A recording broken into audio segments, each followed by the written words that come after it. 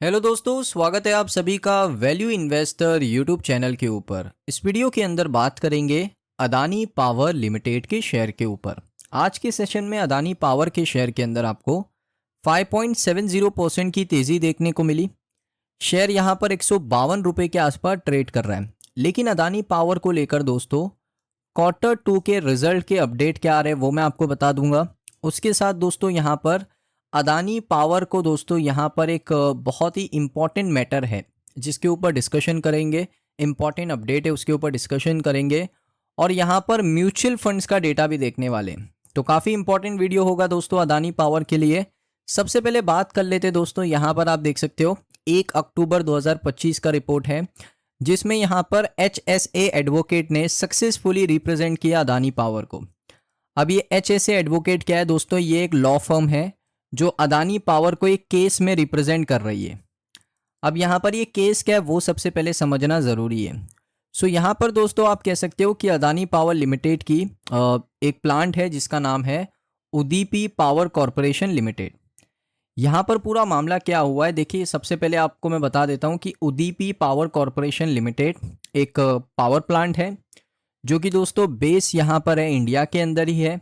उदीपी कर्नाटका के अंदर दोस्तों है, वहाँ दोस्तों ये पावर प्लांट है। अब इनका दोस्तों यहाँ पर एक आप कह सकते हो डिस्प्यूट हो चुका है CERC के साथ, यानी सेंट्रल इलेक्ट्रिसिटी रेगुलेटरी कमीशन के साथ।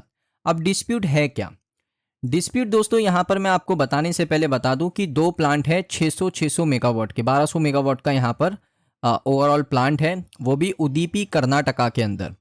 अब यहाँ पर हुआ क्या है, कुछ प्रोजेक्ट वर्क्स और रिप्लेसमेंट हुआ है, यानी वहाँ पर कुछ ऐसे दोस्तों इक्विपमेंट्स हैं जिनको अदानी पावर ने रिप्लेस किया क्योंकि वो प्लांट अच्छे से चल पाए और वो प्लांट में कोई खराबी ना आए। इसी वजह से वहाँ पर दोस्तों ग्राउंड पाइपिंग को चेंज किया गया पूरा।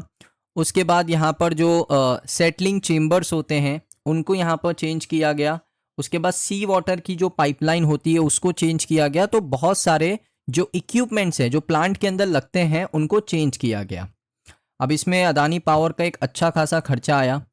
अब यहाँ पर उसके बाद क्या हुआ, उन्होंने क्लेम किया कि हमें यहाँ पर टैरिफ के अंदर ये पैसा रिकवर करना है क्योंकि हमने इन्वेस्टमेंट एक्स्ट्रा कर दिया, हमारे जेब से पैसा लगा दिया, आप हमें क्या करो ये पैसा वापस रिटर्न करो। क्योंकि सरकार क्या करती है, जो ये CERC है ना, ये दोस्तों एक ऐसी कंपनी है जो क्या करती है, कट ऑफ डेट के अंदर अगर आपने कुछ भी क्लेम किया है तो वो पैसा आपको रिटर्न मिलता है।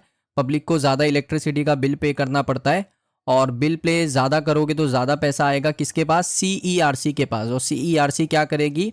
CERC मान लो एक रेगुलेटरी कमीशन है, जैसे हमारे स्टॉक मार्केट में सेबी है, वैसे ही दोस्तों यहाँ पर आप कह सकते हो कि इलेक्ट्रिसिटी रेगुलेटरी कमीशन है, इलेक्ट्रिसिटी का सेबी है ये CERC। सो इसके बाद ज़्यादा पैसा आएगा, फिर ये अदानी पावर को जो टैरिफ का पैसा है वो भी यहाँ पर देगी। सो यहाँ पर इन्होंने क्या कहा कि आपने कट ऑफ डेट के बाद हमें बताया, कट ऑफ डेट के बाद आपने बताया कि आपने ये सारे इक्विपमेंट्स प्लांट के अंदर चेंज किए तो हम आपको पैसा नहीं दे रहे। डायरेक्ट इन्होंने डिनाई कर दिया। अब अदानी पावर ने इतना ज़्यादा खर्चा कर दिया क्योंकि वो जो पाइपलाइन है वो ऐसा नहीं है कि छोटी पाइपलाइन है, वो बहुत बड़ी बड़ी पाइपलाइन होती है, उसमें बहुत करोड़ों रुपया खर्च होता है।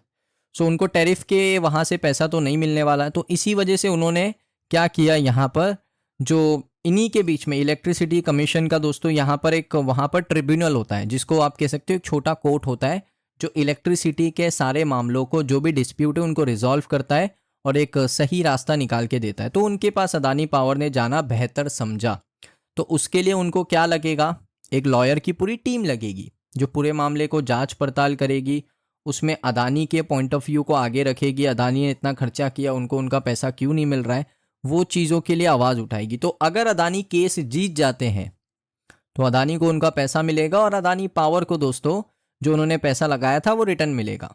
वरना अदानी पावर को दोस्तों इससे लॉस होगा अगर उनको उनका पैसा नहीं मिला तो ये काफ़ी इंपॉर्टेंट चीज़ होती है। ये केसेस दोस्तों लगातार होते रहते हैं अदानी पावर के, क्योंकि ये जो कंपनी है ना वो पावर सेक्टर की कंपनी है और काफ़ी बड़ी कंपनी है। तो ज़्यादा बड़ी कंपनीज के साथ ज़्यादा प्रोजेक्ट्स होते हैं तो लीगल बैटल्स भी ज़्यादा होती है। तो इसी वजह से HSA एडवोकेट्स को हायर कर लिया है अदानी पावर ने और वो सक्सेसफुली रिप्रेजेंट करेंगे अदानी पावर को, वो भी ट्रिब्यूनल के अंदर। तो ये दोस्तों काफ़ी बड़ा अपडेट था, लीगल अपडेट आप कह सकते हो, ये अदानी पावर को लेकर था। होप करूंगा आपको ये लीगली पूरा जो केस है वो समझ जा चुका होगा। शॉर्ट में मैं आपको समझा दूं तो देखिए, कुछ ऐसे एसेट लगा दिए अदानी पावर ने जो यहाँ पर टैरिफ पीरियड के अंदर नहीं थे, जो कट ऑफ डेट होती है वो नहीं थी। ये दोस्तों यहाँ पर किसका मानना है? ये मानना है जो रेगुलेटरी फर्म है, इलेक्ट्रिसिटी कमीशन जो है, इलेक्ट्रिसिटी रेगुलेटरी कमीशन, इनका मानना है। अदानी का मानना है कि हमने कट ऑफ डेट के अंदर ही आपको क्लेम कर दिया है। लेकिन दोस्तों इन दोनों के बीच में डिफरेंस आ गया है, डिस्प्यूट आ गया है। तो अब ये मामला जो ट्रिब्यूनल है यानी इलेक्ट्रिसिटी कोर्ट है वहाँ पर जाएगा, जिसको मैं आपको आसान भाषा में इलेक्ट्रिसिटी कोर्ट कह रहा हूँ, बट वो एक ट्रिब्यूनल होता है। वहाँ पर ये मामला जाएगा और उसके बाद दोस्तों यहाँ पर इस मामले के ऊपर सुनवाई की जाएगी और उसको रिप्रेजेंट करने के लिए HSA एडवोकेट्स आगे आ चुके हैं और वो रिप्रेजेंट सक्सेसफुली कर भी चुके हैं अदानी पावर को। तो ये पहला अपडेट था, लीगल अपडेट था अदानी पावर को लेकर। अब बात करेंगे यहाँ पर Q2 रिजल्ट अपडेट। काफ़ी बड़ा अपडेट है दोस्तों। इसमें अगर आप देखोगे, ट्रेडिंग विंडो को बंद कर दिया गया है फॉर द कंपनी, यानी कंपनी के एम्प्लॉयज़, कंपनी के जो क्लोज मेंबर्स हैं उनके लिए, कंपनी के टॉप मैनेजमेंट के लिए, सभी के लिए ट्रेडिंग विंडो बंद कर दिया गया है except retail investor. Retail investor trade कर सकते हैं, सिर्फ जो कंपनी के लोग हैं जिन्हें पता है कि Q2 का रिजल्ट अदानी पावर का कैसा है, उनके लिए ट्रेडिंग विंडो बंद है। और ओपन कब होगी? जब कंपनी अनाउंसमेंट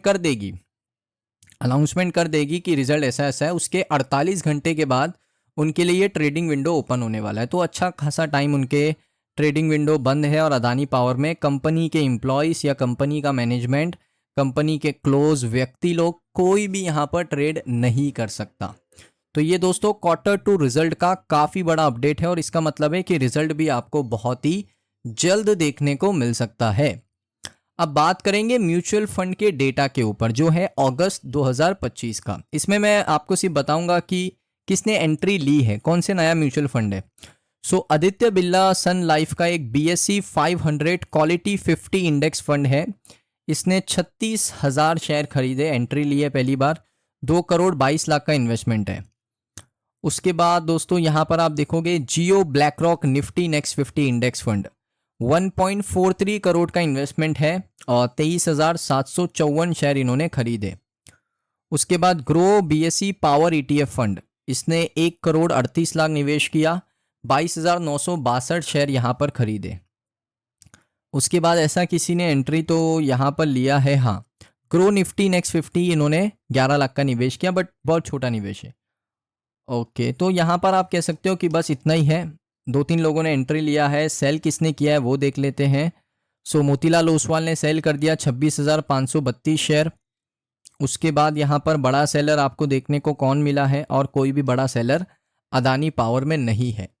सो दोस्तों ये वीडियो आपको कैसा लगा कमेंट सेक्शन में ज़रूर बताइए। अगर आपको वीडियो अच्छा लगा है वीडियो को लाइक करें, चैनल पे अगर आप पहली बार आए हो सब्सक्राइब कर लो। मिलता हूँ मैं आप सभी लोगों को नेक्स्ट वीडियो के अंदर।